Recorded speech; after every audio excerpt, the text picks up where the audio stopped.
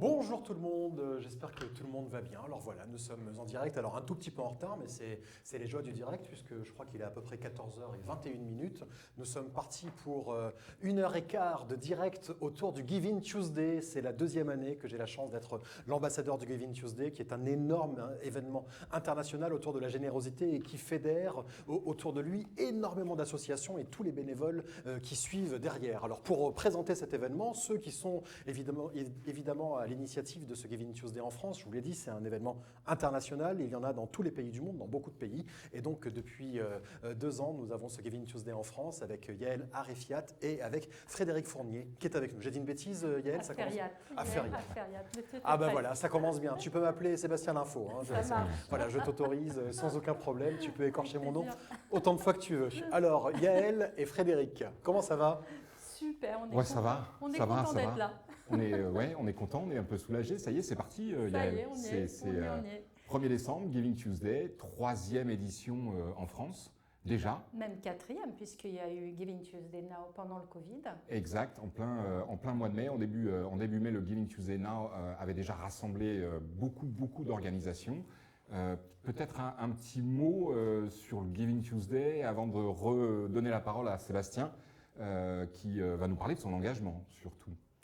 Alors, Giving Tuesday, vous le savez, c'est la 3e édition en France et donc ça a été créé en 2012 aux États-Unis. Bon, je ne vais pas aller trop en profondeur sur l'histoire de Giving Tuesday, mais c'est la journée internationale de la générosité qui est célébrée dans plus de 100 pays. On y reviendra. Et là, aujourd'hui, on a choisi de vous faire voyager dans toute la France pour vous faire découvrir des initiatives généreuses de tous les secteurs. Alors, on va vous faire vraiment voyager. On ira de Nantes à Lille, de Bordeaux à Paris ou encore à Périgueux pour rencontrer des gens et des organisations qui font un travail formidable. C'est eux qu'on veut mettre à l'honneur et ils font vivre la générosité au quotidien. Donc, ils nous diront ce que la générosité représente pour eux, ils nous diront ce qu'ils font concrètement autour de Giving Tuesday aujourd'hui. Et avant ça, Fred va nous parler de la partie internationale. C'est énorme, cette partie internationale. Il y a plus de 70 pays aujourd'hui qui sont en train de fêter le Giving Tuesday. Que ce soit, alors on peut parler de l'Espagne, on peut parler de l'Italie, on peut parler du Brésil, on peut parler des Philippines. Il y a 2 pays qui seront représentés dans ce live. À la fin de ce live, je vous demande de rester avec nous puisque nous aurons à la fois l'Italie avec Diego Darros qui est le global leader de Giving Tuesday Italie et nous aurons également un représentant de Giving Tuesday Sénégal, tous les 2 en direct à la fin de ce live. Avant, peut-être qu'on redonne la parole à Sébastien, parler un peu de nos partenaires du Giving Tuesday cette année.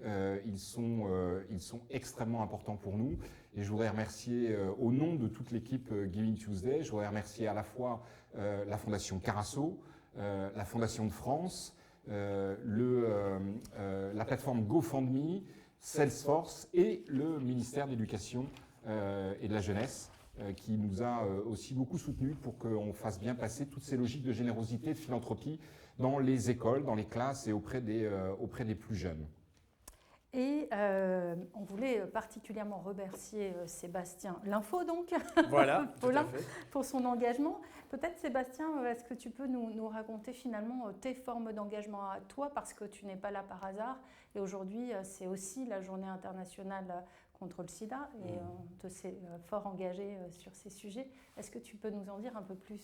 Oui, rapidement, comme beaucoup de Français, j'ai noté quand même que beaucoup de Français, que ce soit dans des associations, que ce soit les associations évidemment caritatives, dans des ONG, mais aussi dans des associations sportives, beaucoup de Français s'investissent dans le bénévolat et c'est ça qu'il faut retenir, c'est que ce tissu de bénévoles associatifs permettent vraiment quotidiennement de créer du lien social et la cohésion sociale. ça, c'est très important. Et je pense que donner de son temps, c'est déjà une forme d'engagement, ne serait-ce que le week-end, pour accompagner son fils à un match de foot et en profiter pour embarquer sur la banquette arrière quelques gamins pour aller au stade. On a besoin de ce genre de bénévolat, jusqu'à des choses encore plus impliquées sur des problématiques de santé ou des problématiques sociétales ou sociales. Alors moi, je suis investi en tant que président d'association, en effet, de lutte contre le sida, puisque je suis président du Fonds Solidarité Sida Afrique, qui fait partie de Solidarité Sida, et on finance la lutte contre le sida. Et aujourd'hui est une journée particulière, puisqu'en effet, c'est la journée mondiale de lutte contre le sida. Je suis également président d'honneur d'un festival qui s'appelle Atmosphère, qui, lui, œuvre pour le développement durable, cinéma et développement durable. On en a fêté nos 10 ans cette année à Courbevoie, et puis 2 associations d'égalité des chances, le projet moteur et le campus L'Envol de la Banque Postale, où là, on est vraiment sur l'égalité des chances, et pour aider du côté du campus de la Banque Postale, aider des jeunes boursiers à pouvoir financer leurs études. Et puis du côté de Moteur, un concours inclusif où on ne s'adresse pas seulement à une catégorie spécifique de public, mais vraiment à des personnes de tous milieux sociaux. Et c'est vraiment un projet et un concours autour de l'inspiration qui s'adresse à la jeunesse. Donc forcément, avec ces 4 associations que je suis au quotidien, ce Giving Tuesday était un jour tout à fait fait pour moi. Je suis ravi d'être là et de vous accompagner pour cette heure en direct sur Facebook. Merci pour ton engagement, et à travers ce que tu viens d'exprimer, on voit déjà toute la diversité des formes que peuvent prendre ces engagements. On a choisi pour démarrer ce Tour de France et ce tour des secteurs de contexte oblige, contexte de crise sanitaire et de crise Covid oblige, de mettre à l'honneur et de démarrer avec la cause santé, puisque la santé et la recherche en particulier occupent aujourd'hui une place importante dans nos vies. Donc on a choisi de démarrer avec le témoignage de l'Institut Pasteur-Lille avec donc Cédric Bouquet, qui va être notre invité numéro 1. Il est directeur de la communication et de la collecte de l'Institut Pasteur, et on est heureux de l'accueillir. Alors, tu es un peu à l'envers. Cédric, s'il vous plaît. Cédric, grâce à toi, nous voyageons dans la gravité. C'est mieux comme ça. Oui, c'est nettement mieux. C'est parfait. C'est nettement mieux. Merci d'être avec nous, Cédric. D'autant que je sais que vous préparez pour ce Giving Tuesday un événement aujourd'hui. Alors, est-ce que tu peux déjà nous dire ce que représente pour toi la générosité et pour Pasteur-Lille? La générosité, pour nous, c'est un moyen vital pour développer tous nos projets de recherche. Donc, le soutien des donateurs, des mécènes, mais aussi des bénévoles, est capital pour une structure comme nous. Donc, la générosité, la solidarité, toutes les formes de dons et de soutien est importante. Et je rajouterai à ça que c'est aussi, je pense, un vecteur de motivation pour les équipes, de savoir qu'on ne travaille pas seul, qu'au-delà des laboratoires, dehors ou à l'autre bout de la France, il y a des gens qui soutiennent la même cause que nous. Je pense que c'est très fort, très important.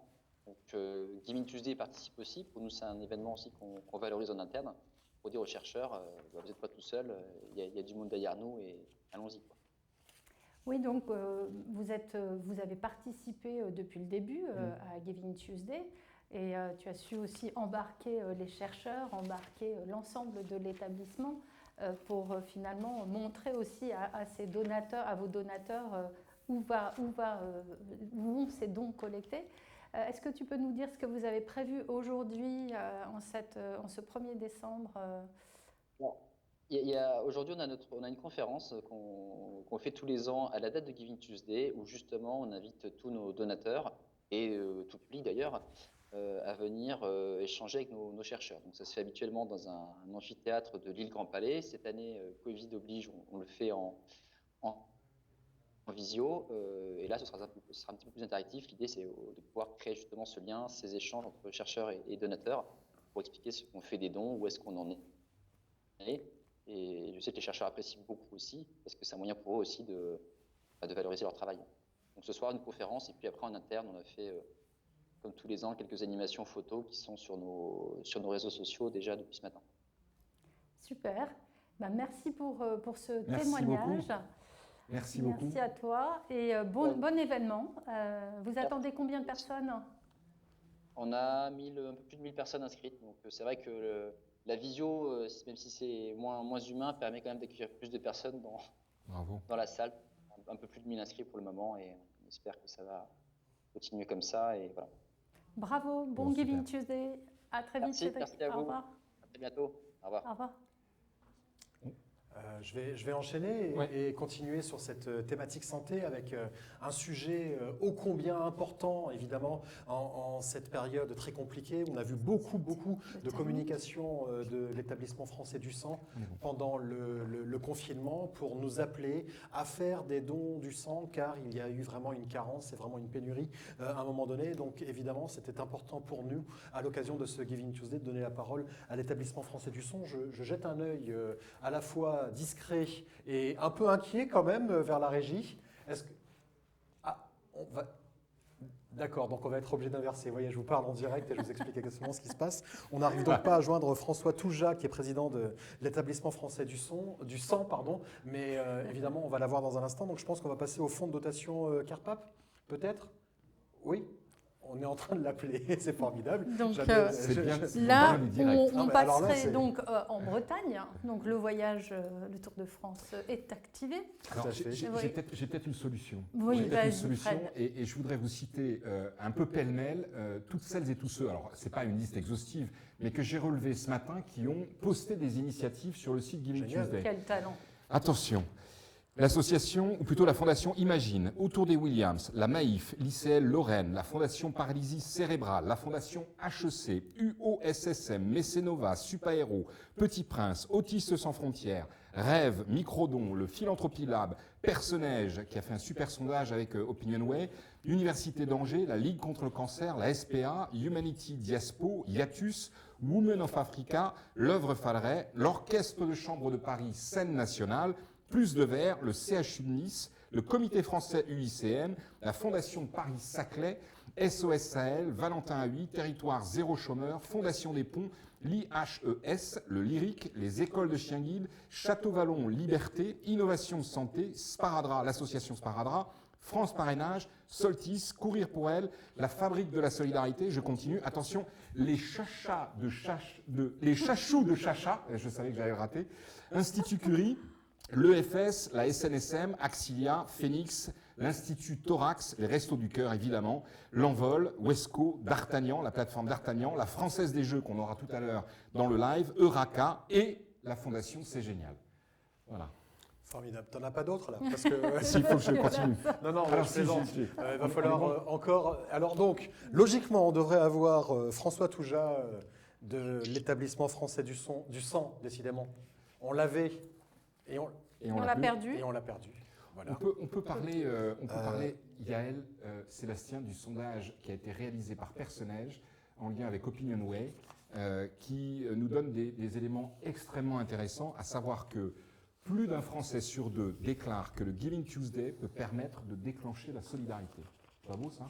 Magnifique. De toute façon, c'est l'objectif de cette journée, parce que peu importe d'ailleurs la manière dont vous traduisez votre générosité, ce que je disais en ouverture, que ce soit par un don à une association à laquelle vous donnez régulièrement, comme c'est le cas de beaucoup de Français, ou alors en donnant de votre temps, l'essentiel aujourd'hui, c'est d'y penser encore plus que les autres jours de l'année. Voilà, tout simplement.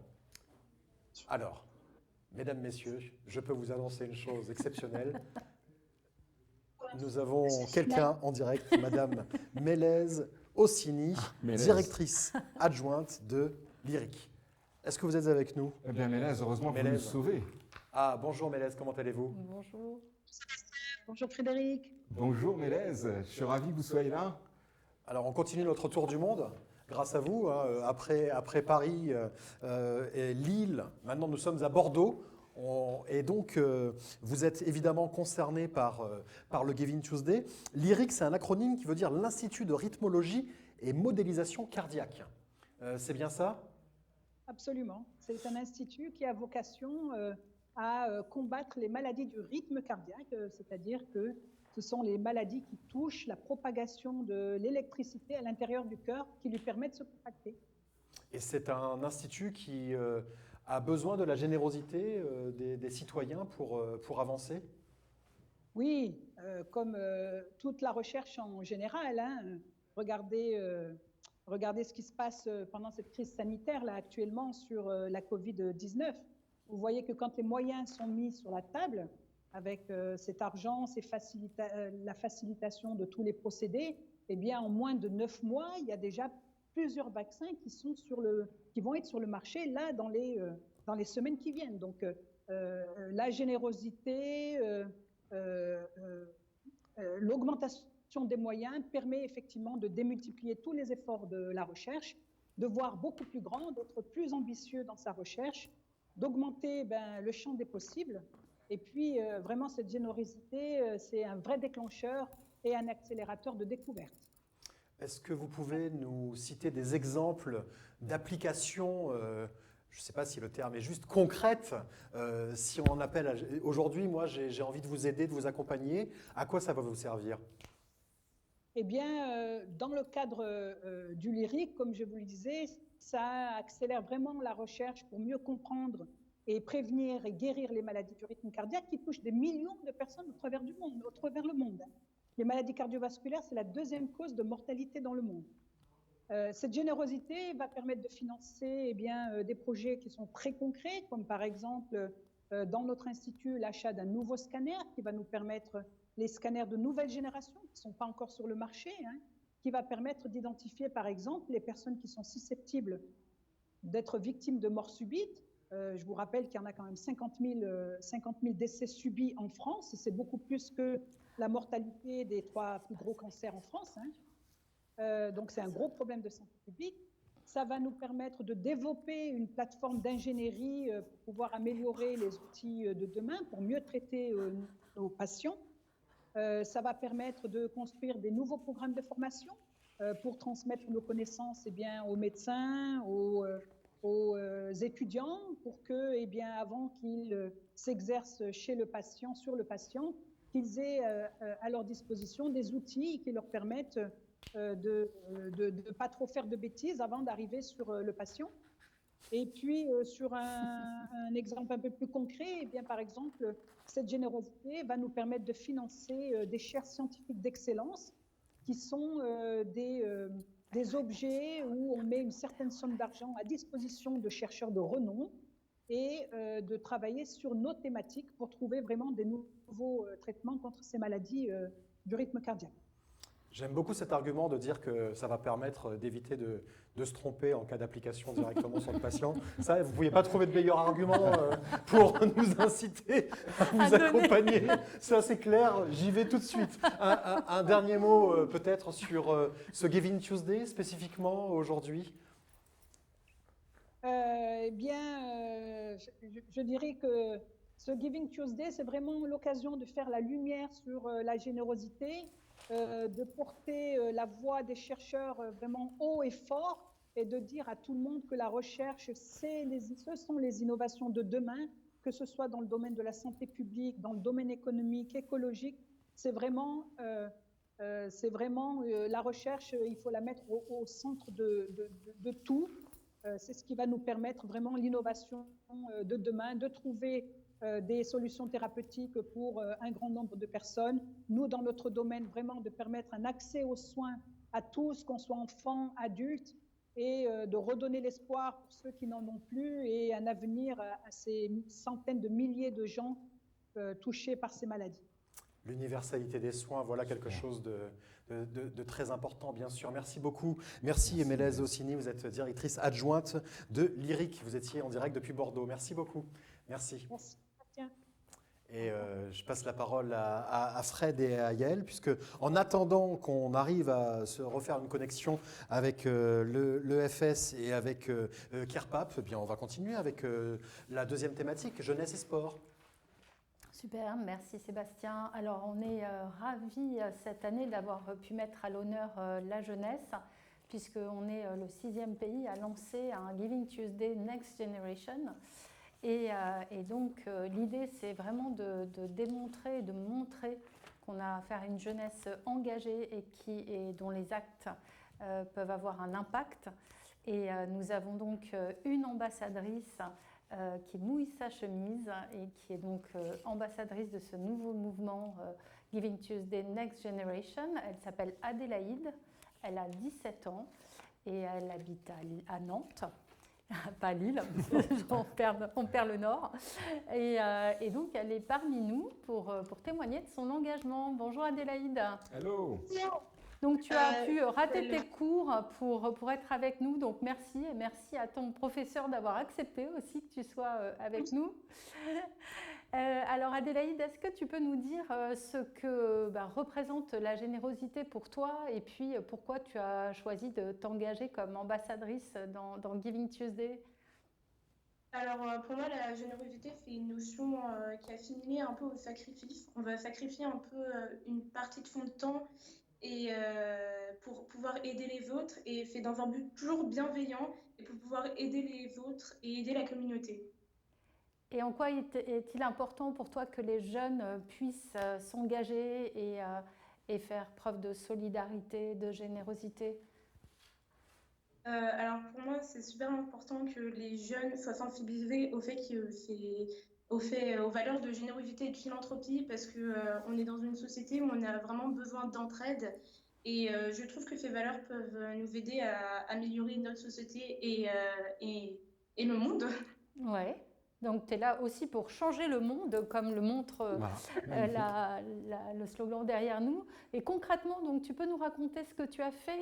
Je crois que c'était hier ou avant-hier, je ne sais plus. Bon, je perds les jours là. Tu es donc allée dans une école. Oui, je suis allée dans une école de primaire de CM1, CM2 dans ma région en Loire-Atlantique, et je leur ai dispensé un cours de l'école de la philanthropie avec qui on est en partenariat pour les sensibiliser aux notions de générosité et de philanthropie. Et ils étaient très contents et très réceptifs. Et avec eux, j'ai aussi fait un projet manuel qu'on a fait sur une grande pancarte, toutes les actions de générosité qui sont simples à faire. Et du coup, après, cette pancarte a été affichée dans leur classe, et je vais sûrement pouvoir réintervenir dans cette classe et dans cet établissement dans le futur. Génial. Et est-ce que tu aurais un message à passer aux jeunes de ton âge ou aux associations pour les embarquer dans tout ça? Oui, j'ai un message très important pour les jeunes d'abord. J'aimerais leur faire savoir que même si on est jeune et qu'on n'est pas forcément un adulte, nos actions peuvent avoir un impact très important sur le monde, et ça peut aider à l'améliorer. Par exemple, j'ai des amis qui ont fait des témoignages pour Giving Tuesday et qui ont présenté leur action de générosité. On a l'exemple d'Alice qui est la gérante d'une association qui fait des maraudes, et de Raoul qui fait du mécénat. Et je pense que leur action, elles permettent vraiment d'aider les autres. Et c'est vraiment ce dont on a besoin dans le contexte actuel pour moi. Merci Adélaïde pour ce témoignage et pour ton engagement. Longue vie à Giving Tuesday Next Generation. Et si vous voulez embarquer avec Adélaïde, rejoindre le mouvement jeune, n'hésitez pas à la contacter à travers les réseaux sociaux. Et bonne continuation, parce qu'il faut que tu retournes en classe maintenant. Salut Adé. Au revoir. Au revoir. Je vais reprendre la main.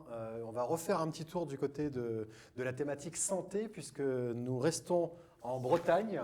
Avez-vous noté cette petite transition provocatrice? Nous étions à Nantes. Seul un Breton ou quelqu'un de Loire-Atlantique peut comprendre cette petite provocation. Voilà, donc nous étions à Nantes. Nous allons désormais à Lorient avec Pascal Stéphan. Bonjour Pascal. Est-ce que vous êtes avec nous? Attention. Pascal Stéphan, qui est attaché de direction et responsable du fonds de dotation CARPAP ou CARPAPé, vous allez m'aider. CARPAP, c'est bien ça, oui, CARPAP.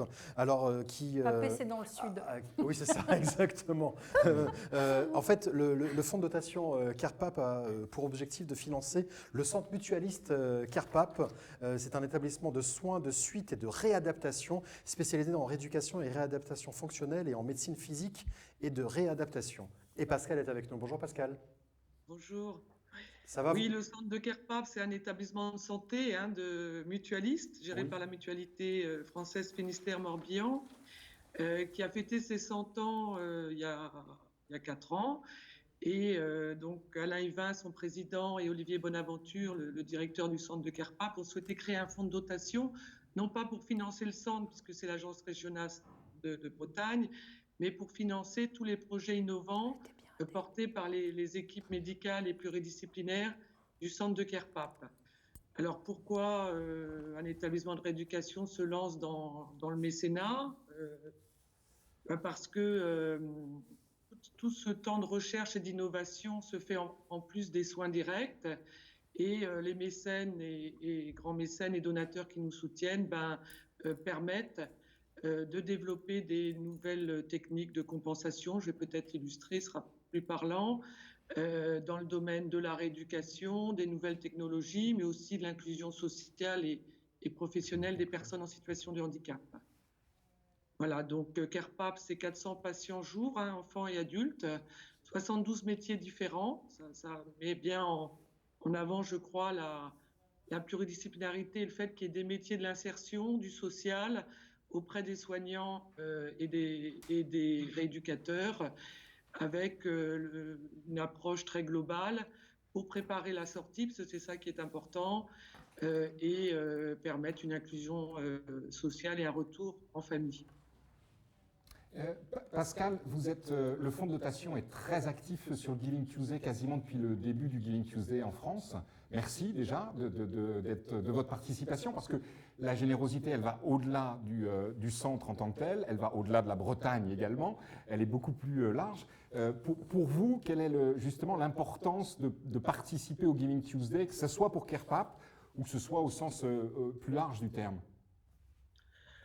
Pour nous, dès 2017 ou 2018, je ne sais plus, dès le premier Giving Tuesday en France, j'ai trouvé déjà l'esprit collégial, solidaire, ouvert sur toutes les formes d'engagement, vraiment très très intéressant.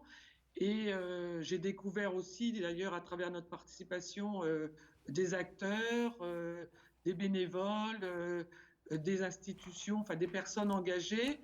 Et je dirais que dans le contexte actuel, encore plus qu'hier, ça fait énormément de bien d'être dans une journée bonne nouvelle, une journée innovation et une journée où il n'y a que du positif, parce que je crois qu'on en a tous besoin. Donc on a d'emblée contribué à notre juste place pour parler un peu de nos projets innovants, mais aussi partager cette culture du don et de la générosité, notamment avec certains de nos mécènes qui organisent des actions le jour J, même s'ils en font tout au long de l'année, bien évidemment. Oui, c'est bien ça l'esprit, hein. Merci de le rappeler, l'esprit du Giving Tuesday. Merci beaucoup Pascal de Kerpap et du fonds de dotation Kerpap d'avoir été avec nous aujourd'hui. Continuez, on est super fiers et très contents que vous soyez à nos côtés sur ce mouvement. Merci beaucoup. Vous pouvez compter sur nous et merci à vous en tout cas pour cette belle journée. Merci. Bon Giving Tuesday. Kenavo. Ah, Kenavo. Avéchal, à bientôt. Ah, merci. On continue. Alors, c'est bien parce qu'on jongle un petit peu en fonction de qui on arrive à joindre. On reste dans l'ouest, un peu plus au sud à Bordeaux, et je vais laisser la parole à Yael pour accueillir Julien Fell. Julien Fell de SAM. C'est bon, tu l'as, oui, tu oui, coches. oui. Donc c'est en B2. Okay. C'est le numéro 16. Voilà, exactement. Très bien. Et donc Julien est avec nous, du sport athlétique Mérignac. Bonjour Julien. Donc, vous représentez ici le fonds de dotation SAM, c'est bien ça? Alors, le fonds de dotation s'appelle Valeurs de Sport. Valeurs de Sport, et très bien. Voilà. Et donc, vous avez créé ce fonds de dotation grâce à la mobilisation de plusieurs personnes qui souhaitaient... eh bien, vous allez nous en parler de manière un peu plus précise que ce que je ne vais dire là. Alors, ce fonds de dotation, en fait, a été créé, c'est le fruit d'un cheminement, on va dire, philosophique et intellectuel au sein du club. Il faut rappeler que donc, le sport athlétique mérignaquais est un club de omnisport amateur. Et on sait que la valeur d'un club omnisport amateur est avant tout le sport pour tous. Et donc, dans les années 2000, au début des années 2000, on a créé un dispositif qui s'appelle l'accès à la pratique sportive des publics précaires et vulnérables. Voilà, avec la collaboration de plusieurs partenaires sociaux qui donc aiguillaient certaines personnes en difficulté vers le club pour qu'on leur permette de faire du sport. Et vous êtes Voilà. mobilisé activement autour de cette édition de Giving Tuesday.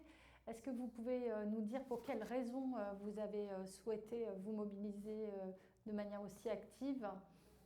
Alors, malheureusement, c'est la conjoncture actuelle, hein, cette crise sanitaire que l'on connaît tous, et on est tous impactés par cette situation. Et en fait, on s'est rendu compte qu'il y avait beaucoup de personnes qui renonçaient à la pratique sportive. Et malheureusement, on sait que la pratique sportive, pour des raisons financières évidemment, et puisqu'il y a un impact sanitaire mais aussi économique, et on sait que le sport est quand même un lien d'intégration et de lien social, mais aussi de bonne santé. Et pour nous, le Giving Tuesday était l'occasion de mettre en avant ce dispositif qui permet aux personnes, on va dire, isolées, de se réintégrer dans la société via la pratique sportive. Voilà, donc on a décidé d'appuyer ce dispositif à travers le Giving Tuesday. J'ai vu que vous aviez à vos côtés d'anciens championnes olympiques. Est-ce qu'elles ont mouillé leur chemise pour Oui, tout à fait. développer la générosité? Alors, oui, tout à fait. Donc, évidemment, le fonds de dotation a été créé en 2018. Pourquoi? Parce qu'on a aussi décidé de renforcer notre offre sportive pour les publics, on va dire, fragiles et vulnérables. Donc là, quand je dis ça, je pense à des enfants autistes ou des seniors plus. Et donc, quand on a présenté ce projet de fonds de dotation pour financer ces projets-là, de cohésion sociale, on a tout de suite eu l'appui de championnes telles que Émilie Andéol ou Valérie Barlois-Leroux. Valérie, c'était à Atlanta, et Émilie Andéol, c'était il n'y a pas si loin, c'était à Rio. Voilà, donc on a la chance d'avoir deux personnes qui ont brillé sur les terrains sportifs et qui nous accompagnent dans toutes nos démarches pour donner beaucoup plus de visibilité à nos actions. Et c'est une chance, évidemment. Et oui, c'est une grande chance. Merci à vous de porter haut et fort les valeurs du sport et de la solidarité. Merci aussi d'être aussi actif autour de Giving Tuesday. J'espère que les donateurs seront au rendez-vous pour vous aider à accomplir tous vos projets. Merci. En tout cas, pour nous, avant de conclure, je voulais vous remercier pour ce mouvement Giving Tuesday. Je ne vous cache pas qu'on ne le connaissait pas et on est ravis d'en faire partie. Voilà. Merci à vous. C'est grâce à vous aussi qu'il vit. C'est grâce à la mobilisation de tous. Vous contribuez tous à rendre ce mouvement visible et à promouvoir cette culture du don et de la générosité dans notre pays. Donc encore merci pour votre témoignage et à bientôt. C'est nous qui vous remercions. À l'année prochaine. À l'année prochaine ou avant peut-être. Super. Ou avant, j'espère. Au revoir. Une invitation à aller faire du sport, je crois. Oui, voilà. On va normalement être en lien avec François Touja. Eh ben non, c'est vrai, c'est une blague. Ah non, mais c'est extraordinaire. J'avais quand même une information dans l'oreillette. Ça fait 3 minutes qu'on me dit vas-y, prépare-toi, François est là. Et il n'est pas là. Attention, François est là. Il y a 30 secondes, on m'a dit François est là, mais il n'y a plus de vidéo. Et là, au moment où je lance, on l'a. Ah, formidable. Ouais, François Touja. Bonjour François. Comment allez-vous? Bonjour, je vais très bien et vous-même? Mais très bien. Alors, on ne vous voit pas, mais on vous entend. Et ça, déjà, c'est quand même exceptionnel. Vous n'imaginez pas à quel point on vous attendait avec impatience sur ce plateau. Déjà, première question. Ah, ça y est, on vous entend, on vous voit. Bonjour François. Voilà, vous êtes en direct. Juste une question assez basique. On dit bien Touja et pas Toujas. Ah non, on dit Toujas comme dans le sud-ouest. Ah bah voilà. Très bien. Mais comme je vous ai pas entendu, là, maintenant que je vous entends, en effet, forcément, spontanément, je dirais Toujas. Alors, vous êtes le président de l'établissement français du sang. Vous êtes évidemment, vous accompagnez ce Giving Tuesday avec beaucoup d'implication. L'établissement français du sang, on en a beaucoup entendu parler pendant ce confinement. Avec cette crise Covid, j'ai vu passer beaucoup de communications nous incitant à venir donner notre sang, puisque plus encore que d'habitude, déjà régulièrement, vous incitez les Français à donner leur sang parce qu'il y a des problèmes de carence et de pénurie. Mais là, j'ai l'impression qu'on arrive à un stade critique. Alors, il est vrai que la crise épidémique très forte que nous traversons a eu une conséquence importante qui était notre capacité à continuer notre mission, qui est de faire en sorte que pour chacune des malades dans les hôpitaux, nous puissions continuer à donner les produits sanguins nécessaires à leur prise en charge. Et effectivement, nous avons fait plusieurs appels parce que la capacité à donner avait été freinée par les premiers effets de l'épidémie. J'ai donc demandé au directeur général de la santé, professeur Salomon, de se mobiliser pour nous. L'appel a été entendu et les donneurs sont aujourd'hui au rendez-vous. Et donc, quand vous parlez du Giving Tuesday, le giving, nous, c'est un Giving Day, j'allais dire, every day. Tous les jours, on donne. Oui. Aujourd'hui, la situation, donc j'imagine qu'il ne faut pas relâcher la pression, en tout cas l'implication et l'engagement de chacun. Est-ce que les choses sont redevenues à peu près à la normale Alors, peut-on parler de retour à la normale alors qu'on est en situation épidémique? Non, donc je resterai prudent. Ce qu'il en est, en revanche, c'est que nous avons aujourd'hui des stocks qui sont convenables.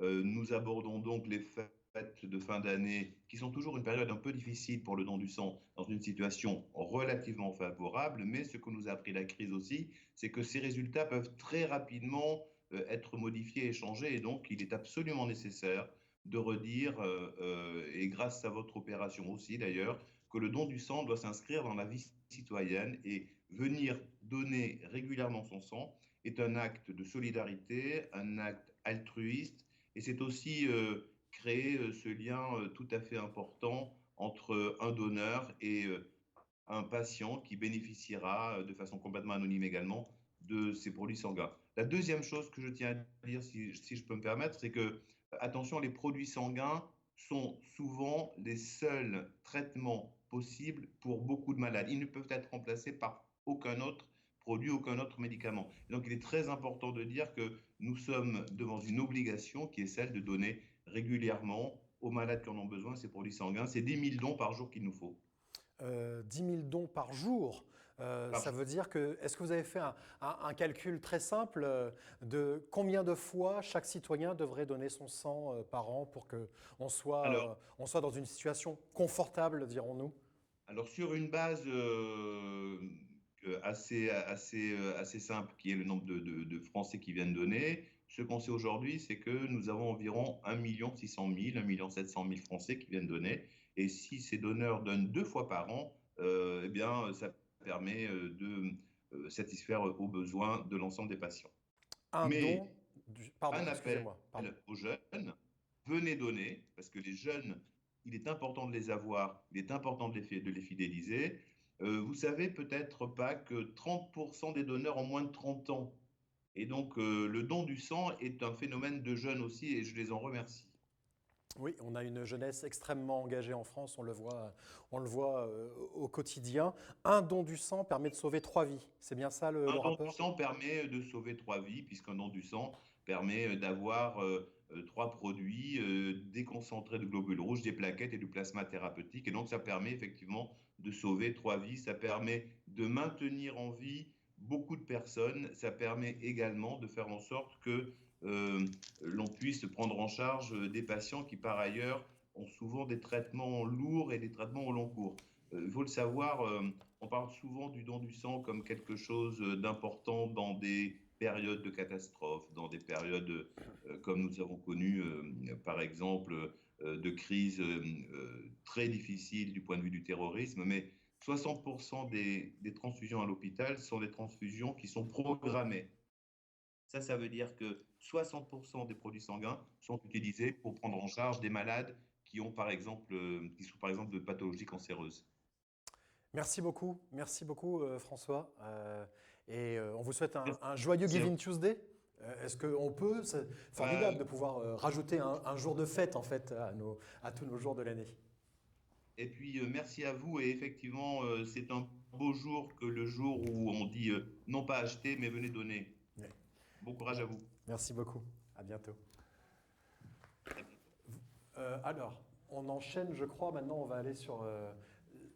Oui, voilà, c'est ça. Donc en fait, on jongle dans le conducteur en fonction de la disponibilité de nos invités et surtout de la qualité des connexions. Parce que vous le savez, en cette période de confinement, pré-confinement, post-confinement, je ne sais plus très bien d'ailleurs dans quelle situation on est, mais il y a quand même beaucoup de personnes qui continuent de travailler à la maison. Et on peut dire qu'il y a beaucoup de monde sur le réseau et ça explique les difficultés parfois à se connecter. Donc on va aller sur la thématique environnement maintenant avec All for Trees et le cofondateur de cet organisme, Jonathan Guyot, de cette association. Bonjour Jonathan. Bonjour. Comment allez-vous? Très bien, ravi d'être présent. Alors vous êtes au-dessus d'une magnifique canopée. La première fois que j'ai entendu parler de All for Trees, c'était l'année dernière, au moment des feux de forêt dramatiques qui ont ravagé l'Amazonie. Présentez-nous votre association All for Trees. Alors, All for Trees, c'est une communauté de citoyens et d'acteurs engagés pour la préservation et la restauration des forêts. On fédère aujourd'hui 4 associations qui agissent chaque jour sur le terrain pour préserver et restaurer les forêts auprès des communautés locales.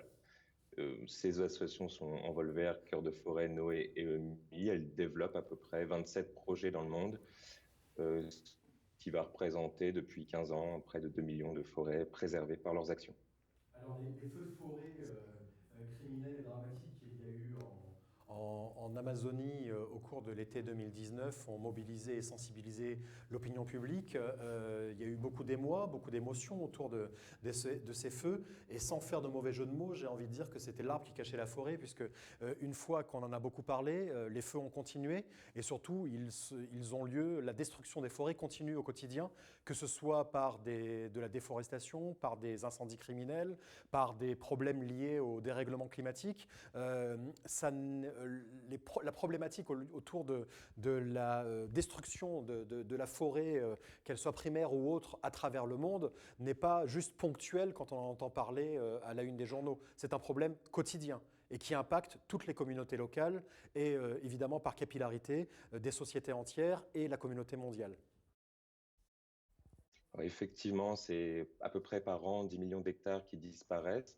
Ce qu'on avait porté à travers cette campagne avec For Amazonia, c'était aussi montrer aux citoyens qu'on avait un pouvoir d'action. On était tous un petit peu mobilisés par ces images chocs, mais on voulait montrer aussi qu'on pouvait agir au quotidien, parce que quelque part ici en Europe, on a une part de responsabilité. Donc c'est aussi une façon d'agir au quotidien, par exemple en mesurant son empreinte forêt, en changeant de mode d'alimentation. Donc on fait beaucoup de campagnes de sensibilisation, de mobilisation pour montrer qu'on a vraiment des leviers d'action. Parce que derrière, effectivement, il y a des populations locales qui souffrent de cette déforestation.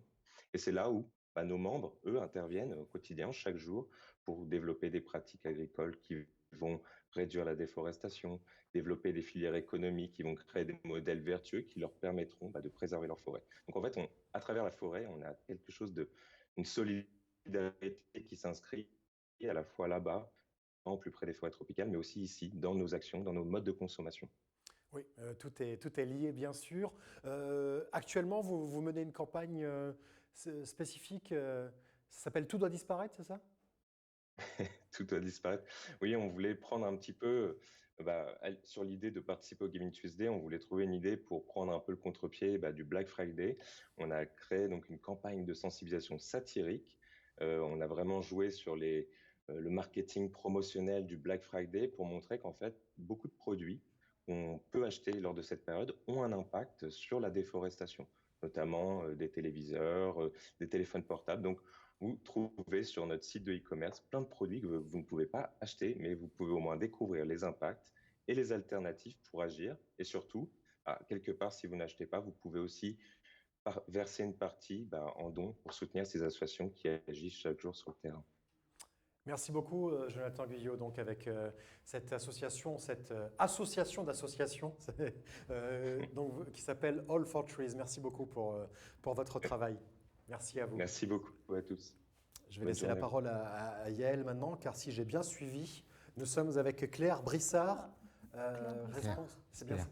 Ah non, Claire Tournefier, parce que s'il y a plusieurs Claires dans le conducteur, moi je me perds. Hein, excusez-moi, bon, franchement. Donc, Yael, nous sommes avec Claire Tournefier. Super. Alors, nous avons parlé d'agir au quotidien avec notre précédent intervenant. Et ce pouvoir d'action, eh bien, nous pouvons l'avoir à travers l'économie circulaire. Et le projet que porte Claire, puisqu'elle est fondatrice de Rejouer, est un projet qui s'inscrit dans cette philosophie et qui tombe à point nommé avant les fêtes. Donc Claire, je suis ravie de t'avoir parmi nous. Est-ce que tu peux nous parler de ce qu'est Rejouer et de ce que tu souhaites porter comme message autour de ce Giving Tuesday. Merci beaucoup de m'avoir invitée. Je suis doublement en fait sensible à cette journée parce que j'ai commencé en fait mon activité Rejouer. C'est une association qui porte un chantier d'insertion, c'est-à-dire qui accompagne majoritairement des femmes vers un retour à l'emploi, une sortie de la précarité, et dont l'activité c'est de collecter, rénover, réemployer et revendre des jouets de seconde main de qualité. Et donc, je suis très contente de participer parce qu'en fait, cette idée m'est venue quand moi-même j'étais bénévole à la Croix-Rouge. Je m'occupais de traiter ces jouets qui étaient donnés par un très grand nombre de familles et qui, actuellement, on le voit encore, hein, les jouets, c'est absolument dingue comme surconsommation. Il faut savoir qu'en France, c'est 100 000 tonnes de jouets qui sont jetés par an, l'équivalent de 10 tours Eiffel jetés par an à la poubelle, alors qu'il y a des enfants qui n'ont rien à Noël. Et puis, c'est un enjeu environnemental fort. Donc, voilà, moi j'ai commencé mon activité parce que j'ai été bénévole à la Croix-Rouge, parce que j'ai été aussi bénévole au sein de l'association des fundraisers où j'ai appris à voir comment se faisait la levée de fonds pour créer l'activité, parce que notre activité elle ne dépend pas que de la vente de jouets d'occasion, bien évidemment, elle dépend aussi des dons de fondations. Donc voilà, donc ça me touche et nous, on est en plus très touchés parce que on voit bien que tous les citoyens, les citoyennes, les familles ont envie de contribuer en donnant leurs jouets pour éviter que ce gâchis continue. Et puis, on a aussi beaucoup de bénévoles qui viennent nous aider à la fois dans l'atelier pour, par exemple, reconstituer des univers de petits personnages avec des petites coupes particulières ou remonter des jeux de construction ou participer à des actions de vente dans nos magasins. Et puis, ou accompagner de façon en mécénat de compétences aussi notre activité. Et donc, la générosité, elle se trouve à plein de niveaux dans notre activité. Comment on peut faire concrètement pour vous donner nos jouets, enfin les jouets de nos enfants? Alors, c'est bien aussi de transmettre le don aux enfants, et donner ces jouets pour les enfants, c'est un peu compliqué. Mais si on leur explique qu'ils vont avoir une deuxième vie, que d'autres enfants vont jouer avec, ils sont plus sensibles et ils ont cœur à donner aussi. Donc, on fait des grandes collectes. Prochainement, chez Monoprix, par exemple, dans quelques jours, va s'ouvrir une grande collecte de jouets. Sinon, vous pouvez les apporter dans nos boutiques à Paris, Ivry, Vitry, et dans l'atelier qui est situé à Vitry-sur-Seine. L'idée aussi, c'est qu'on déploie de plus en plus de points de collecte. Et puis, il va y avoir une loi, en fait, qui va créer cette filière de jouets responsables qui va être mise en œuvre en 2022. Loi sur laquelle tu t'es impliquée, puisque tu as fait partie du comité d'élaboration de ce cadre juridique. Donc bravo pour ton engagement. Tu as évoqué plusieurs modes d'engagement. Donc on a parlé du don en nature, le don de jouets. Tu as parlé du bénévolat, puisque tu as été toi-même bénévole. Tu as parlé du mécénat de compétences. Tu as parlé également des fundraisers, puisque tu l'as dit, tu as été bénévole à l'Association française des fundraisers que je dirige, et je tiens du coup à saluer l'engagement des fundraisers qui portent activement ce mouvement Giving Tuesday, puisque c'est la communauté qui s'est la première engagée autour de ce mouvement. Donc merci Claire de m'avoir aussi tendu la perche pour remercier les fundraisers et remercier aussi l'équipe de l'Association française des fundraisers qui fait beaucoup pour animer ce mouvement Giving Tuesday. Merci pour ton témoignage.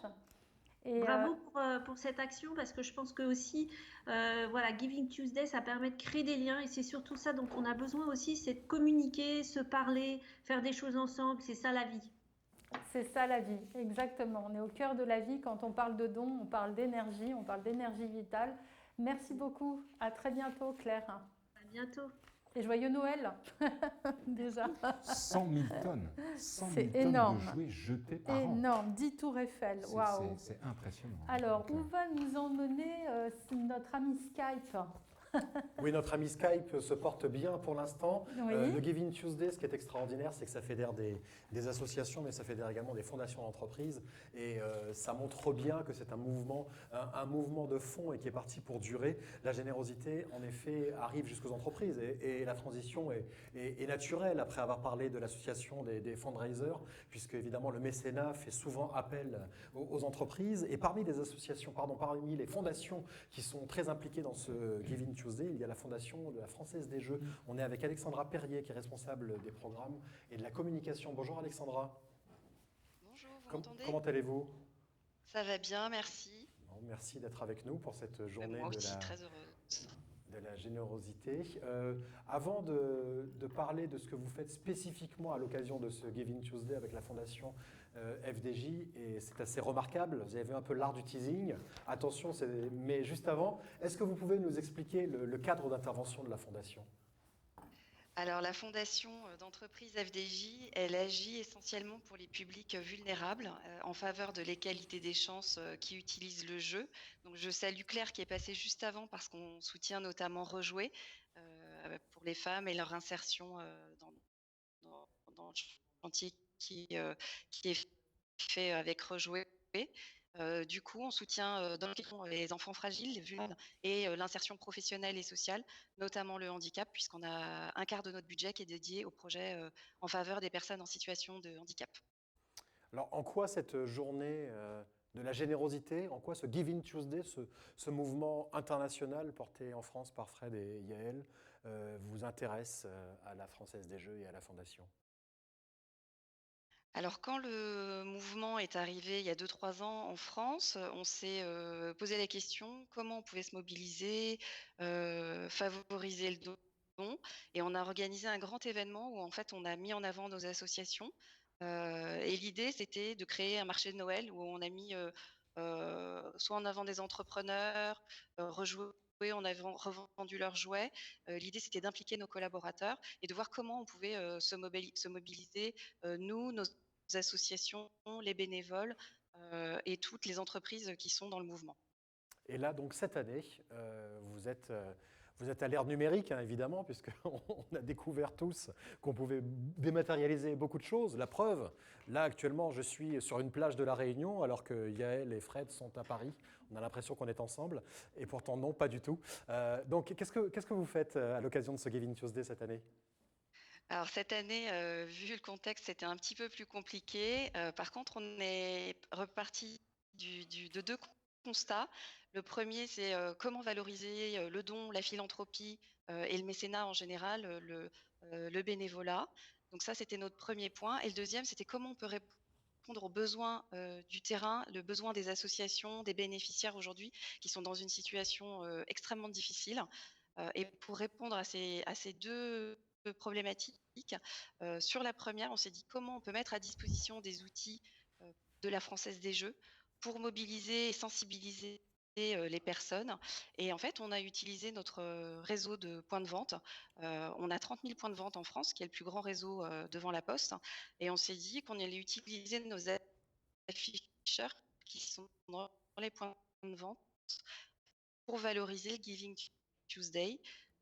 La FDJ, c'est 25 millions de joueurs, donc toute la semaine, on va diffuser le message de soutien au Giving Tuesday. Donc, on modifie nos écrans dans les points de vente pour que l'ensemble des personnes qui passent puissent connaître l'action de Giving Tuesday et s'impliquer en allant sur le site de Giving Tuesday.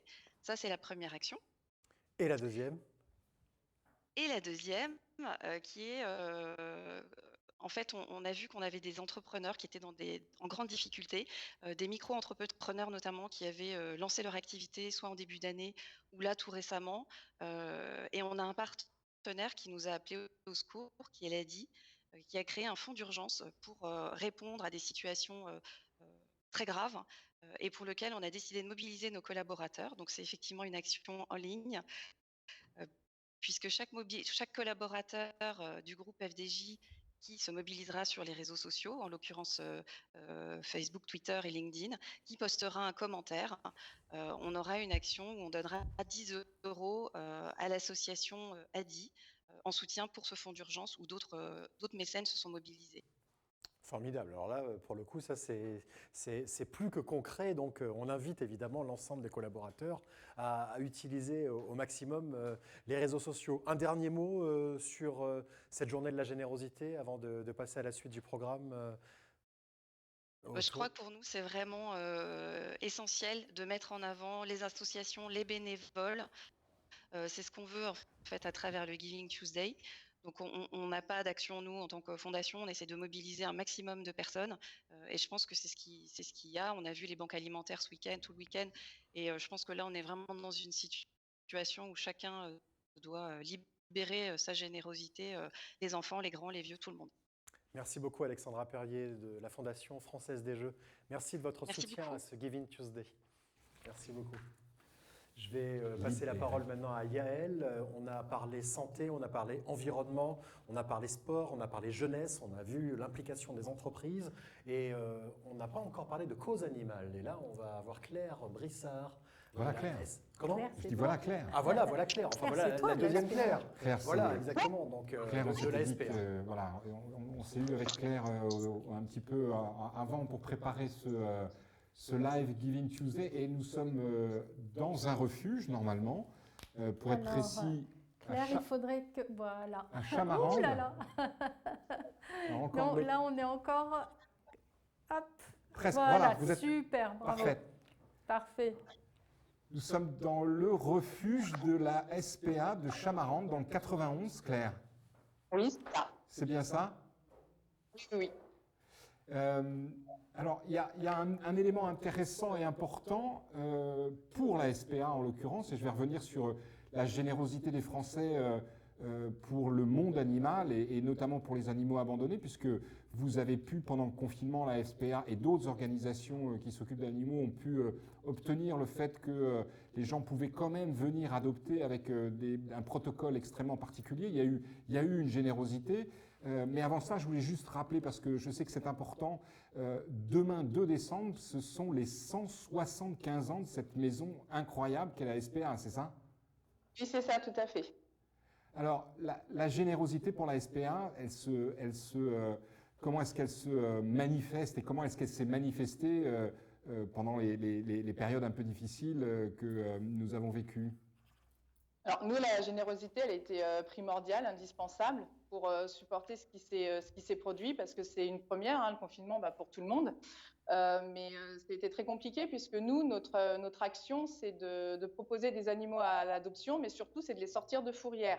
Et s'il n'y avait plus d'adoption, on n'aurait pas pu sauver et sortir les animaux de fourrière. Donc, il y a eu une motivation de la part de tout le monde, de l'équipe en interne, de la fourrière également, qui a joué le jeu, qui a su aussi serrer un peu, garder les animaux en attendant que notre situation se pérennise. Et puis, on a fait, grâce au ministère, on a pu faire des adoptions solidaires. Et ça nous a permis de sortir des animaux, de les proposer avec de très bons adoptants. Hein, ça a été, c'était super incroyable. Et comme ça, en contrepartie, on a pu récupérer les animaux de fourrière. Donc, il n'y a pas eu d'euthanasie suite au confinement. Et ça, ça a été super. Hein, c'était extraordinaire. Alors, la générosité des Français pendant ces périodes, elle s'est manifestée notamment par le non-arrêt du fait qu'on vienne chercher des animaux dans les refuges. Il y a beaucoup de bénévoles également à la SPA dans les refuges, parce que ça c'est aussi quelque chose d'important, le bénévolat dans le cadre du Giving Tuesday, mais pour les organisations au sens large également. On n'existerait pas sans les bénévoles. C'est grâce aux bénévoles, l'association est une petite fourmilière où en fait on arrive, chacun à sa place, et on arrive à consacrer, à donner du temps aux animaux. Et sans ces bénévoles-là, on n'y arriverait pas. Nous, on a la chance d'être salariés. On est 17 salariés au refuge de Chamarande, dont 2 vétérinaires. Donc ça, c'est pareil, c'est un luxe. Mais ces petites mains-là, elles nous apportent du temps. Elles peuvent promener les animaux, elles peuvent faire tout ce que nous, on n'a pas le temps de faire au quotidien. Ils sont là. Et c'est comme je vous l'ai dit, une fourmilière en fait. C'est tous ensemble qu'on arrive à fonctionner et d'apporter notre amour pour les animaux, notre quotidien. Ok, super. Merci beaucoup Claire. On va enchaîner parce qu'on a encore beaucoup de monde derrière à voir. Vous êtes dans une chatterie, hein, c'est ça, Claire? Oui. Oui, c'est ça. Merci et bien bon courage et bonne continuation à vous au refuge de Chamarande de la SPA. Merci beaucoup de votre participation. Merci. Au revoir. Au revoir. Au revoir. Et on continue ce tour de France de la générosité. On est passé par pas mal de régions déjà. Avant, tout à l'heure, je vous le rappelle, d'aller à l'étranger, puisque nous irons en Italie et au Sénégal. Cette fois-ci, on va en Haute-Savoie avec Marie Roy-Trignac. Et c'est Yael qui va l'accueillir. Bonjour Marie. Alors, on est de retour du côté des mécènes et des alliances, puisque Marie témoignera pour les petites pierres. Ah non, c'est pas Marie, c'est Catherine. Catherine de Charette. Bonjour Catherine. Alors, ah non. Tout le monde est là. On nous fait faire des acrobaties là, ça devient. Donc nous étions à Nantes avec Catherine, mais là nous revenons à Cluse avec Marie. Et Marie donc témoigne pour la plateforme Les Petites Pierres, qui est le fruit d'une alliance de plusieurs entreprises mécènes qui s'engagent concrètement dans leur mécénat. Marie, est-ce que vous pouvez nous parler finalement de ce qu'est la générosité pour les petites pierres et puis de pourquoi et comment vous engagez dans Giving Tuesday? Tout à fait. Merci Yael. Les petites pierres accompagnent. Alors, la connexion est mauvaise. Peut-être qu'aller à Nantes voir Catherine, ce serait pas mal. Alors, on va Moi, je dis ça, je dis rien, retourner à Nantes. Voilà. Notre tour de Après, France c'est une petite suggestion. est plein d'aventures. Heureusement qu'on n'a pas entrepris le tour du monde. Exactement. Ça va venir. Catherine, rebonjour. Par contre, on voit que la moitié de ton visage, Catherine. Ah bon. Alors, nous voilà donc à l'Université de Nantes et plus exactement à la fondation de l'Université de Nantes que Catherine de Charette donc, dirige, puisqu'elle en est la déléguée générale. Est-ce que tu peux nous parler de votre mobilisation autour de Giving Tuesday et de ce que représente la générosité, le mécénat pour la fondation? Alors, effectivement, moi je dirige la fondation de l'Université de Nantes, j'ai cette chance. Et merci de nous donner l'opportunité, Yael, de parler des universités et de la place des universités aujourd'hui. Donc nous, on a lancé, dans ce moment où la générosité est évidemment plus que nécessaire, hein, c'est le maître mot, on a lancé une opération qui s'appelle Tous Solidaires, à destination des étudiants essentiellement, parce qu'aujourd'hui, nos étudiants sont en grande difficulté. Donc, nous venons en soutien à la précarité étudiante, la fracture numérique, l'épicerie solidaire, soutenir aussi des étudiants qui viennent en soutien de leur communauté. Il faut vraiment saluer le travail qui est conduit de manière bénévole par un grand nombre d'étudiants dans les universités et dans la nôtre en particulier, puisque la solidarité est un vrai sujet politique que nous souhaitons développer. Donc la Fondation porte une grande cause, hein, qui est la cause du savoir, considérant que le savoir c'est un bien commun. Et donc, voilà, la question de la tous solidaire autour du sujet de l'université nous semblait être le bon moment. Et donc, le Giving Tuesday, c'est vraiment l'occasion de rappeler que de faire un don, ce n'est pas un geste anodin. Faire un don, il faut en faire l'expérience pour aussi en tirer le meilleur pour nous-mêmes. C'est vraiment une expérience à vivre. Et voilà, cette expérience du Giving Tuesday, ça nous donne vraiment l'opportunité de dire faites des dons, donnez aujourd'hui pour demain, pour construire une société pour les générations à venir, que sont nos étudiants, constituent nos étudiants. Merci Catherine pour ce témoignage. Effectivement, on construit tous à travers ces mobilisations solidaires et cette générosité le monde de demain. Donc merci pour ce que vous faites à la Fondation et à très bientôt. Merci encore pour ton témoignage. Au revoir. Merci. Alors, la question est de savoir si nous allons avoir la chance de retrouver Marie Roy-Trignac en Haute-Savoie, du côté de Cluse, Cluse. Cluse. La vallée du décolletage. Mais Tu oui, connais pas évidemment. Tu connais pas moi, Cluse mais c'est en même temps, on me souffle des fausses informations à l'oreillette. Moi, je ne fais que répéter ce qu'on me dit. Donc, du côté de Cluse, la question est de savoir si. Alors, je pense que pour garantir la qualité de l'intervention, on va rester seulement avec le son, ce qui me semble plus judicieux. Marie, vous êtes avec nous? Oui, je suis là. Vous m'entendez? Non, on vous entend pas. Marie, vous êtes là? Oui, je suis là. Allô, Marie? Oui. Marie? C'est Non, je plaisante. Non, très bien. Marie, c'est des jeux bêtes comme ça. Désolée. Marie, vous êtes à l'antenne, bien sûr. Oui, je vous entends très bien. Est-ce que vous m'entendez? Non, on vous entend pas. Marie, vous êtes là? C'est parti. Alors, Marie. Les petites pierres, c'est la 3e fois, je crois, que vous participez à Giving Tuesday. Est-ce que vous pouvez nous en dire plus sur les petites pierres et votre action concrète en cette journée de Giving Tuesday? Avec plaisir. Effectivement, c'est la 2e année qu'on participe à l'événement du Giving Tuesday. On est ravis de pouvoir participer à cet événement avec vous, grâce à vous. Pour vous en dire un peu plus sur les petites pierres, c'est une plateforme de financement participatif qui a été créée en novembre 2013 et qui a vocation à soutenir financièrement et opérationnellement des projets d'habitat solidaire en France. Donc, grâce au financement participatif, les petites pierres accompagnent les associations vers la réalisation de leurs projets en renforçant et en rendant plus visibles leurs performances, grâce à l'utilisation du numérique notamment.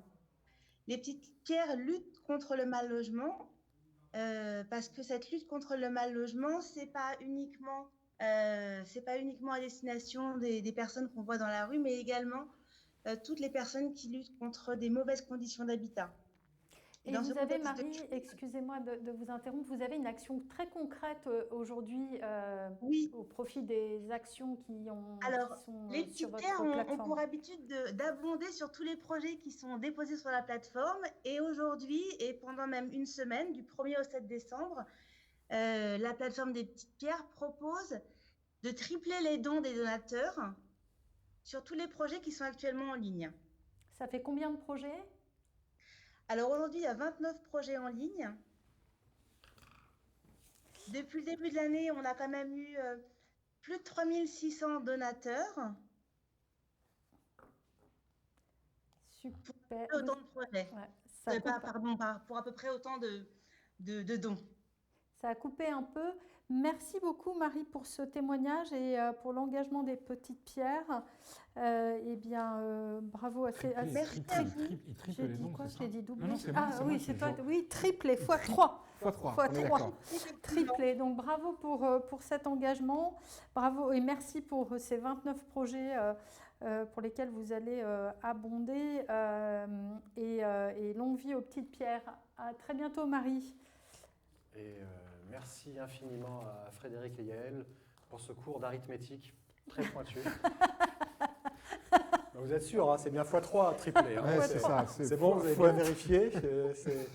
Parce que, attention, pas de fake news, s'il vous plaît. Monsieur l'info, s'il vous plaît. Triplé, c'est bien 3 fois. Concentrez-vous. D'accord. Alors, on a une deuxième Marie avec nous. Cette fois-ci, on va dans le Périgord avec le projet Symphonia porté par l'association CLAP. On est avec Marie Manson. Bonjour. Bonjour Marie. Merci beaucoup. Je suis très heureuse d'être parmi vous pour venir témoigner en direct de Périgueux et parler générosité en cette journée si importante qu'est le Giving Tuesday. On est également extrêmement heureux de vous avoir en direct de Périgueux, je vais le rappeler, de Périgueux. Et on vous a trouvé par le biais des initiatives que vous avez été postées sur le site Giving Tuesday. On a trouvé que c'était vraiment formidable ce que vous faites. Vous allez nous dire exactement, dans le cadre du Giving Tuesday, ce que vous faites, mêler culture et présence notamment dans les EHPAD. Et on sait que c'est une situation extrêmement complexe aujourd'hui. Et votre objectif, si j'ai bien compris, c'est d'amener un peu de joie, de bonheur au travers de la musique dans les EHPAD, c'est ça ? Exactement. Alors en fait, Symphonia, c'est un pôle de la structure CLAP qui organise un grand nombre d'activités culturelles à Périgueux et son agglomération. Et dans ce cadre-là, Symphonia en fait lance en 2021 des actions plus globalement auprès d'établissements médicalisés. Avec l'objectif de capter et de rediffuser des concerts. Donc, le premier concert capté sera le concert du festival qui se déroulera l'été prochain et de le rediffuser ensuite dans de nombreux lieux médicalisés, tout en sachant que cette rediffusion sera accompagnée de la présence d'un artiste ou d'une personne de l'équipe Symphonia pour pouvoir échanger, remettre l'œuvre dans son contexte et faire finalement de ce moment une expérience partagée et immersive, puisque c'est ça aussi l'objectif du projet, c'est d'accompagner cette rediffusion et de partager en fait avec ces publics qui ont été isolés et qui sont isolés dans le contexte actuel. Et dans le cadre du Giving Tuesday, c'est sur ce projet en fait qu'on a fait appel à la générosité et qu'on s'est saisi aussi de cette journée qui est incroyable pour sa richesse et les nombreux échanges autour de la générosité dans son ensemble, qu'on a trouvé que c'était une formidable opportunité de pouvoir aussi communiquer sur ce projet qui allie en effet social, solidarité et culture. Super. Super, merci beaucoup, c'est génial. Franchement, on a adoré ce que vous faites. Vous résumez tout ça en parlant de partage. Je pense que le Giving Tuesday, c'est ça également, le cœur même du Giving Tuesday, être dans le partage. Et vous nous en faites la démonstration rapidement, mais très sereinement, et c'est super. Merci beaucoup en tout cas de votre intervention et bonne continuation à vous aussi sur ces projets-là. Super, merci. Merci. Au revoir. Merci à vous.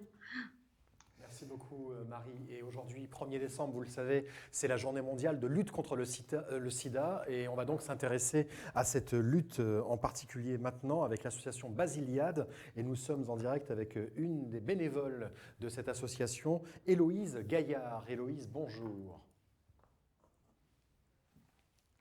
Vous êtes là, Héloïse, oui. Alors, on vous voit, mais on ne vous entend pas, Héloïse. Alors. Ah non, ce n'est pas de votre faute, Héloïse. C'est de notre faute à nous. Donc, maintenant qu'on sait ça, qu'est-ce qui se passe? Allez-y, parlez pour voir. Est-ce que vous m'entendez? Formidable. Extraordinaire. C'est bon, on vous entend. Pour cette journée singulière de lutte contre le sida. Je vous laisse avec Yael et Fred. Alors... Vous allez nous dire un petit peu pourquoi c'est important. Pourquoi est-ce que cette journée de Giving Tuesday, en parallèle de la journée mondiale, est importante pour vous et comment vous les vivez, ces journées-là qui sont pour la lutte contre le sida et la générosité extrêmement importante pour votre organisation? Alors oui, nous, à Basiliade, on est effectivement une association qui prône l'échange, le partage, qui est fondée sur un système de maisons, de solidarité. Donc le fait que le Giving Tuesday se combine avec la journée du 1er décembre est effectivement extrêmement importante pour nous, parce que le Giving Tuesday prône les valeurs qui sont celles de Basiliade depuis maintenant près de 30 ans, qui fonctionnent sur la générosité de donateurs extérieurs, sur la générosité de bénévoles. Donc le fait que ces deux actions puissent être combinées aujourd'hui, pour nous, c'est quelque chose de très fort et effectivement quelque chose de très important parce que la générosité et les dons de quelque nature que ce soit dans le monde du VIH et du sida est extrêmement important, d'autant plus en ce moment.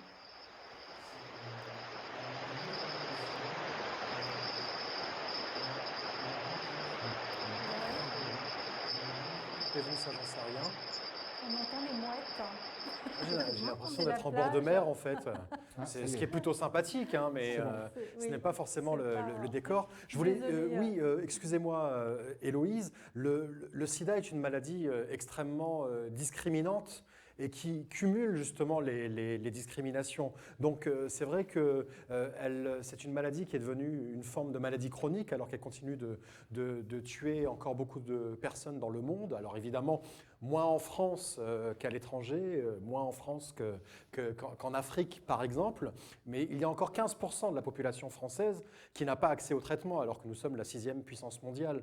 Donc il y a encore beaucoup à faire sur le terrain, en particulier d'un point de vue psychosocial. L'enjeu n'est pas tant l'accès au traitement et l'aspect médical en France, même s'il l'est aussi, mais il est plus sur le terrain psychosocial, j'imagine. C'est exactement ça. Et nous, c'est le but de l'association, c'est qu'on est vraiment une association de terrain.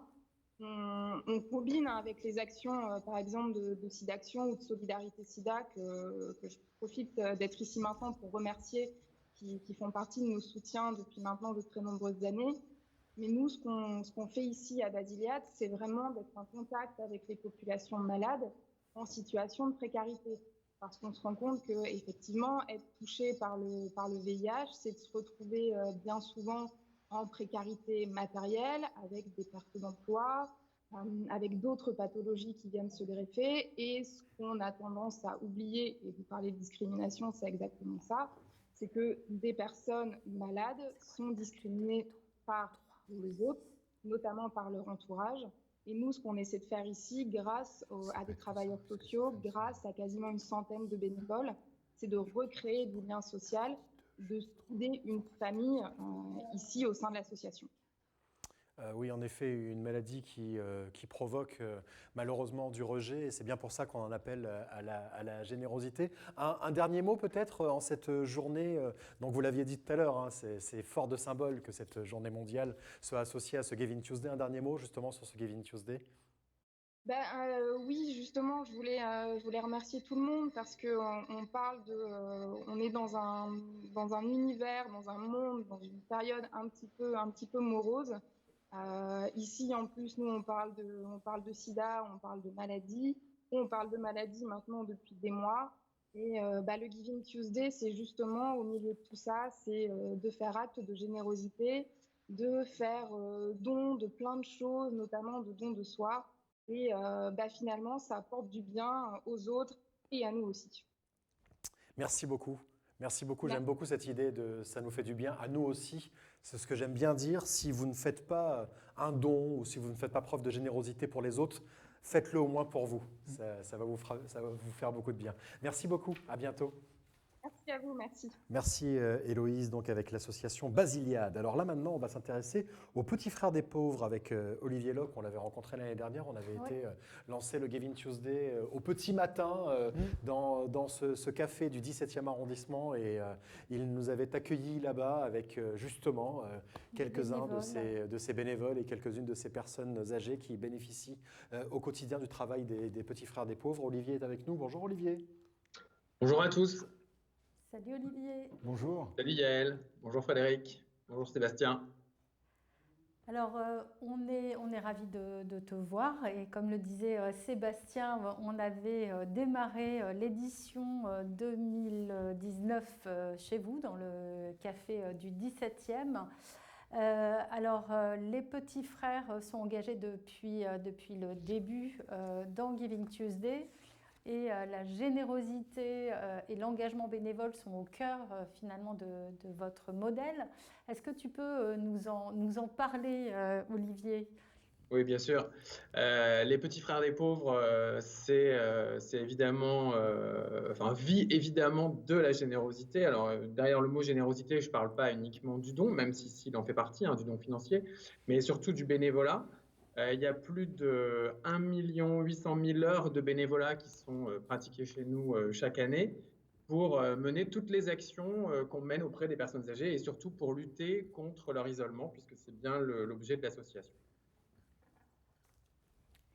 Et donc, cette année, vous vous engagez comment dans le Giving Tuesday plus spécifiquement ? Puisque c'est une période, il faut le dire, une période de grand stress pour beaucoup d'associations, puisqu'il y a eu une sorte de bulle de générosité très forte au moment du premier confinement.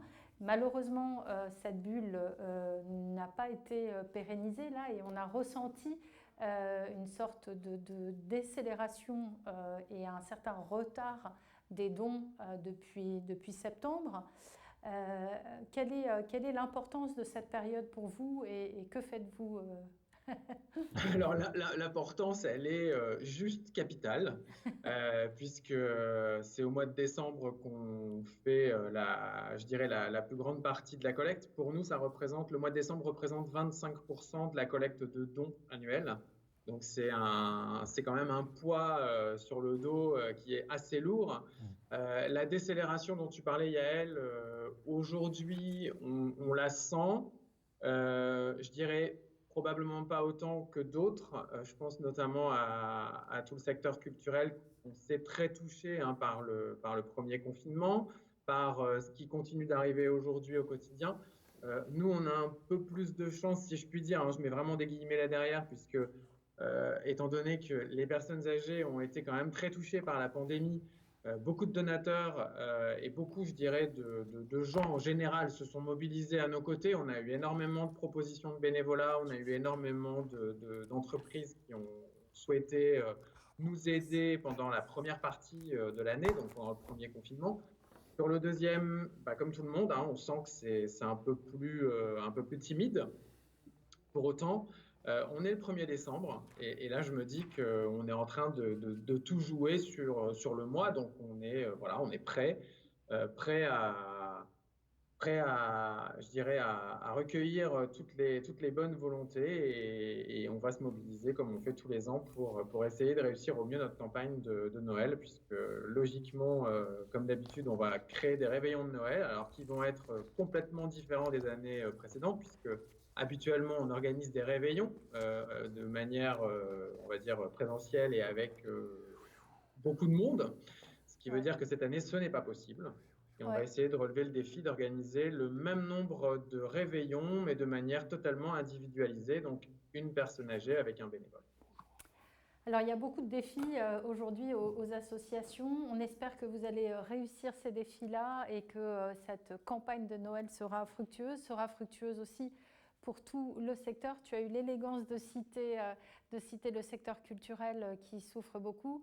J'en profite pour dire que le mouvement Giving Tuesday, c'est un mouvement inclusif où tout le monde a sa place. J'en profite aussi pour dire que ça ne va pas être simple aussi pour nos amis du Téléthon cette année, puisque la partie événementielle souffre beaucoup. Donc courage à eux, courage à tous, et on aimerait que Giving Tuesday devienne aussi un temps fort de collecte tous les ans pour lancer la saison qui est si importante pour les fundraisers et pour la générosité en France, qui est Noël. Merci Olivier, et à très bientôt. Merci Olivier. À bientôt. Et ça a été démontré l'année dernière, puisqu'entre le Giving Tuesday 2019 et le Giving Tuesday 2018, on a quasiment plus 50% de dons sur la même période entre l'année 2019 et l'année 2018. Donc on était assez contents de voir que, voilà, à notre petite échelle, le Giving Tuesday a un impact. Et du coup, plus 50%, ça fait plus fois 1,5 ou fois 2,7. D'accord, ok, très bien. Non, mais c'était important parce que moi, je prends des notes. Il faut toujours lier l'utile à l'agréable. On va faire un petit tour en Italie, là, je crois. Si. Puisque le Giving Tuesday est un événement international. Fred le disait tout à l'heure, depuis 2012, il y a 70 pays. 70 pays au total qui organisent ce Giving Tuesday. Donc là, ça va, ça vous gêne pas que je parle en fait? Non, mais on s'organise, écoute. Nous ne sommes pas des des trucs professionnels. super important, je suis concentré, les deux là. Bon, alors attends, si 2 plus 2, je retiens 1 fois 5 divisé par 3, ça fait 1, voilà. Bon, bref, on va en Italie maintenant avec Diego Darros, qui est votre alter ego transalpin. Diego, buongiorno.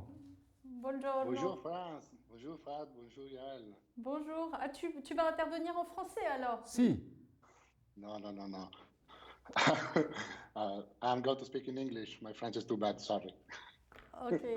That was what we expect you to speak in French. But Diego, you know we are very late, so what we would like is to have few words from you about Giving Tuesday Italy. What's going on? Is it as the same in France? A huge and important mobilisation in Italy around the Giving Tuesday. Est-ce qu'il y a une grande mobilisation autour du Giving Tuesday en Italie? Yes, absolutely. We are seeing an explosion of generosity around Italy. There are projects, there are online concerts, there are initiatives on our website. There are over 200 projects, so ideas of generosity, and we had over 250,000 page views. So I'm talking about a huge number of people that want to help, looking for the preferred cause. So we are really happy about this. And, you know, generosity is always important, but especially this year with this pandemic and this problem that is causing also on an economic level, generosity is super important. And what we can see right now, it's amazing. Alors, je vais traduire rapidement. Donc, en Italie, le mouvement Giving Tuesday connaît un fort développement avec l'explosion de la générosité dans un contexte de crise Covid où il est plus important que jamais de mobiliser de la générosité. Il y a plus de 200 projets qui vont bénéficier de Giving Tuesday. Il y a une grande mobilisation. Merci à Diego. Merci Diego. Thank you, Diego, for coming here. Have a great Giving Tuesday in Italy too, and thanks a lot. Thank you. Grazie mille. Bye. Ciao. Au revoir. Arrivederci. Arrivederci. That was amazing. On n'a pas traduit Alors, les Sébastien, chiffres, l'info est un drame au cœur, nous l'avons remarqué. It was a very great moment, really. Merci à Diego Daros. Non mais je rigole, mais mon anglais est juste déplorable, bien que j'ai à peu près compris, pas tout à fait la même chose que Yael, d'ailleurs je tiens à le dire, elle n'a pas traduit précisément. Mon diplôme de traductrice. Mais bon voilà, on ne peut pas être bon en maths et en langue en même temps, c'est pas possible. Alors, Diego Daros, donc on était en direct d'Italie, on va conclure en quittant l'Europe pour aller faire un tour au Sénégal, à Dakar exactement, avec Raja Si. Bonjour Raja, vous êtes avec nous? Normalement oui. Ah, on a l'image, voici super. Raja. Et le son devrait être là.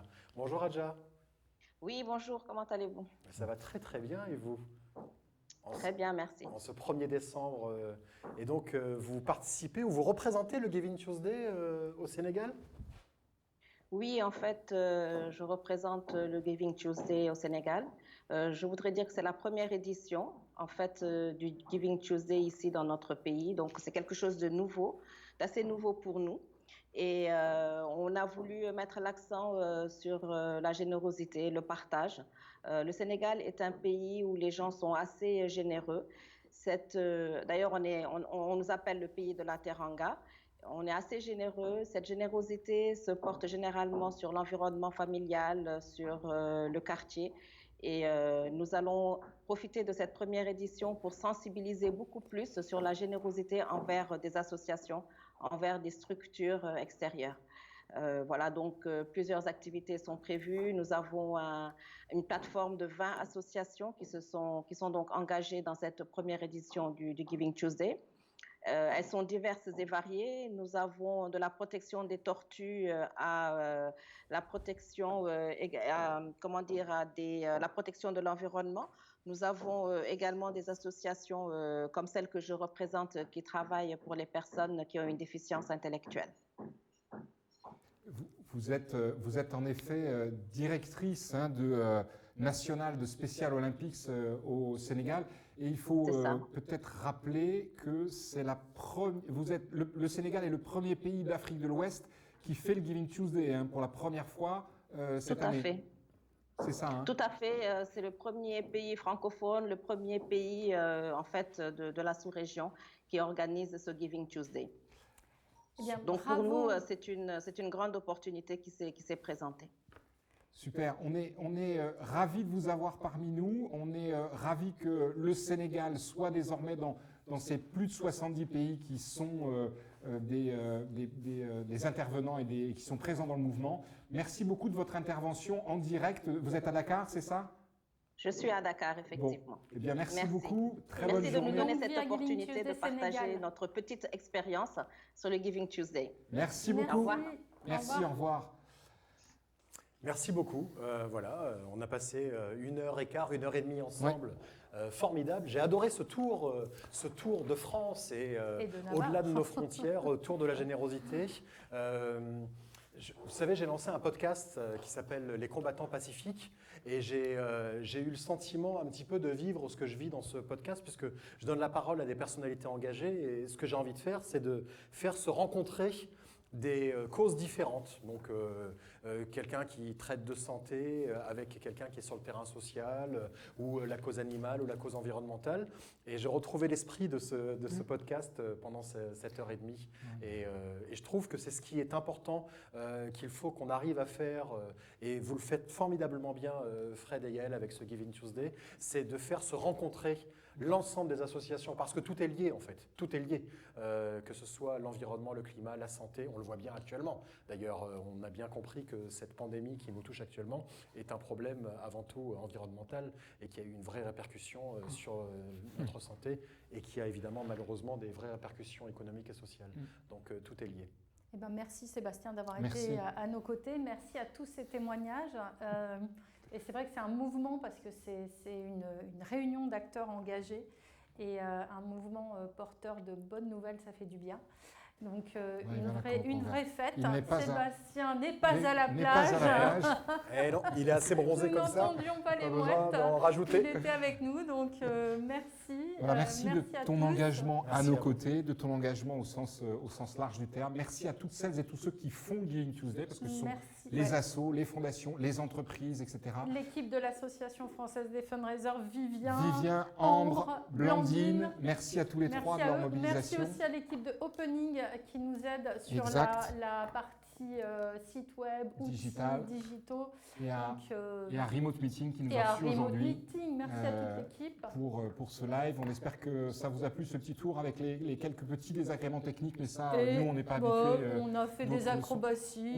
On n'était pas trop mal, je pense. On était pas trop mal. Il fallait que je fasse ça. Et on a 10 minutes de retard. On est impec. On est pas mal. Voilà. Et ben merci. Merci. Au revoir à tous. Bientôt. À bientôt et bon Giving Tuesday. Bye bye. Il faut arrêter maintenant. Vous avez dit au revoir 20 fois. Au revoir. Il faut savoir s'arrêter à un moment. Voilà. Moi, je vais ranger mes feuilles. On s'arrête.